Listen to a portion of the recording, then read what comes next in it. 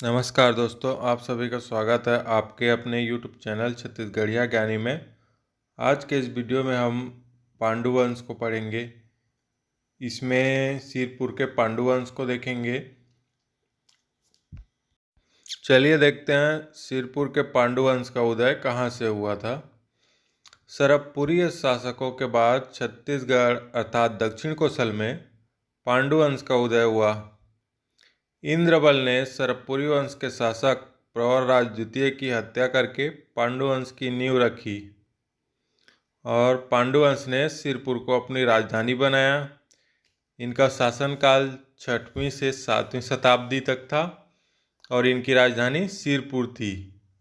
और कालांगार शिलालेख में उल्लेख है कि इसके आदि पुरुष उदयन को माना गया और इसके संस्थापक थे इंद्रबल।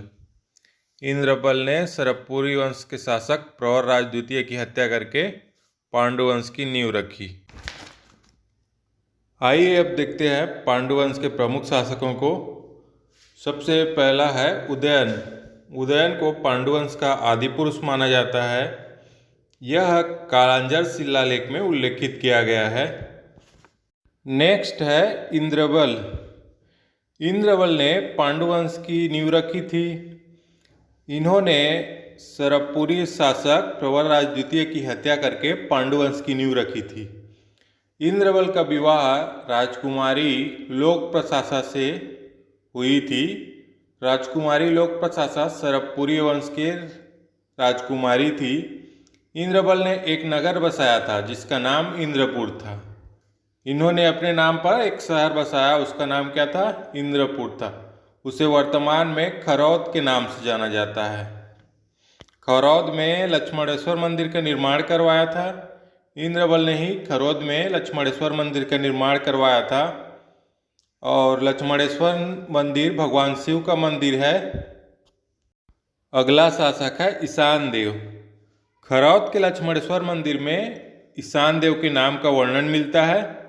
अब अगला शासक है तिवर देव।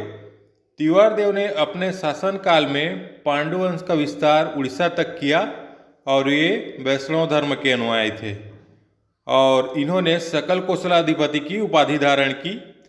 तिवर देव ने सकल कोसलाधिपति की उपाधि धारण की। ये कई बार एग्जाम में आ चुका है और ये बहुत ही महत्वपूर्ण है, इसको याद रखिएगा। अगला शासक है नन्नराज। नन्नराज ने कोसल मंडलाधिपति की उपाधि धारण की और तिवर देव ने कौन सी उपाधि धारण किया था? तिवर देव ने सकल कोसलाधिपति की उपाधि धारण किया था।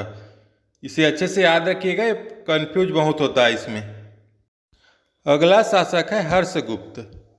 हर्षगुप्त का विवाह मगध के मौखरी वंश की राजकुमारी रानी वासटा से हुआ था।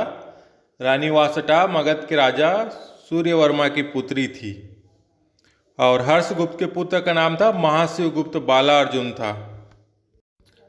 अगला शासक है महाशिवगुप्त बालार्जुन।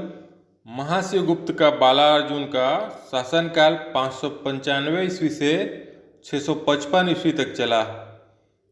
इन्होंने परम महेश्वर की उपाधि धारण की थी और हर्षगुप्त के मृत्यु के पश्चात रानी वासटा ने सिरपुर में एक प्रसिद्ध लक्ष्मण मंदिर का निर्माण करवाया। लक्ष्मण मंदिर महाशिवगुप्त बालार्जुन के काल में करवाया गया और इसको उसकी माता रानी वासटा के द्वारा करवाया गया। इसमें यहाँ पर याद रखना, लक्ष्मण मंदिर सिरपुर में है और ये भगवान विष्णु का मंदिर है और लक्ष्मणेश्वर मंदिर खरौद जांजगीर चांपा जिले में है और इसे इंद्रबल ने बनवाया था और सिरपुर महासमुंद जिले में है। महाशिवगुप्त बालार्जुन के काल को छत्तीसगढ़ के इतिहास का स्वर्ण काल कहा जाता है। पांडुवंशीय शासकों में सर्वाधिक समय तक शासनकाल महाशिवगुप्त बालार्जुन का रहा और महाशिवगुप्त बालार्जुन शैव धर्म के अनुयायी थे जबकि सिरपुर का पांडुवन वैष्णव धर्म के अनुयायी था। इनके शासनकाल में सभी धर्मों का विकास हुआ, अतः धार्मिक सहिष्णुता के में यह शासनकाल श्रेष्ठ था।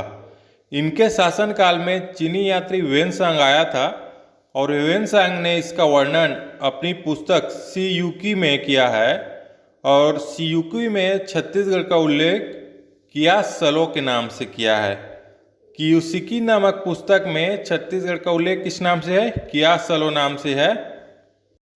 महाशिवगुप्त बालार्जुन के समकालीन शासक थे हर्षवर्धन व पुलकेशिन द्वितीय। पुलकेशिन द्वितीय ने ऐहोल प्रशस्ति के अनुसार पुलकेशिन द्वितीय की अधीनता स्वीकार की थी। मतलब महाशिवगुप्त बालार्जुन ने पुलकेशिन द्वितीय की अधीनता स्वीकार की थी। अब देखते हैं मैकल का सोमवंश। मैकल का सोमवंश ने अपनी राजधानी अमरकंटक को बनवाया। इनके शासक थे जयबल, वत्सबल, नागबल, भरतबल, सूरबल। इसकी जानकारी मल्हार ताम्रपत्र अभिलेख से मिलती है। नेक्स्ट है उड़ीसा के सोमवंश। उड़ीसा के सोमवंश ने त्रिकलिंगाधिपति की उपाधि धारण की थी और एक उपाधि धारण की थी इन्होंने कौशलेंद्र की। और महाभागुप्त ने त्रिकलिंगाधिपति की उपाधि धारण की थी। और उड़ीसा के सोमवंश में एक और उपाधि याद रखना है, कौशलेंद्र। अब नेक्स्ट है बाणवंश। बाणवंश के संस्थापक था महामंडलेश्वर मल्लदेव। इनकी राजधानी थी पाली। इसमें प्रमुख शासक थे विक्रमादित्य। 9वीं शताब्दी में पाली में शिव मंदिर का निर्माण करवाया। और इस पाली के शिव मंदिर का जीर्णोद्धार कलचुरी वंश के शासक जाजल्यदेव प्रथम ने करवाया। पाली में प्रशस्त मंदिर का भी निर्माण इन्होंने ही करवाया था। अब इसमें महत्वपूर्ण स्थापत्य कला देखते हैं। सबसे पहले है लक्ष्मणेश्वर मंदिर। लक्ष्मणेश्वर मंदिर जांजगीर चांपा जिले के खरौद में स्थित है। इसका निर्माण पांडुवंश के शासक इंद्रबल ने करवाया था। और नेक्स्ट है लक्ष्मण मंदिर। लक्ष्मण मंदिर महासमुंद जिले के सिरपुर में स्थित है।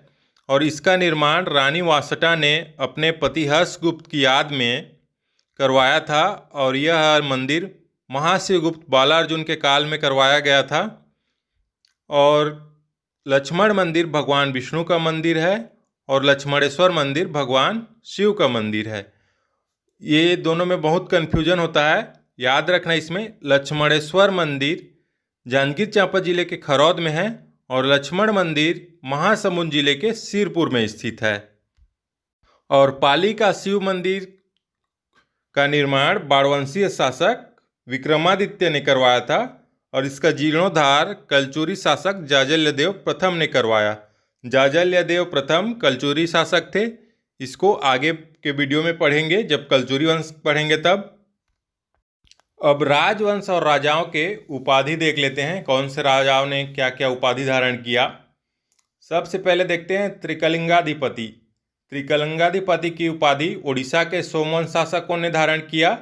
उसके अब नेक्स्ट है सकल कौशलाधिपति। सकल कौशलाधिपति की उपाधि पांडुवंश के शासक तिवर्देव ने तथा कलचुरी वंश के शासक पृथ्वीदेव प्रथम ने धारण किया। और नेक्स्ट है परम महेश्वर। परम महेश्वर की उपाधि महाशिवगुप्त बालार्जुन ने धारण किया।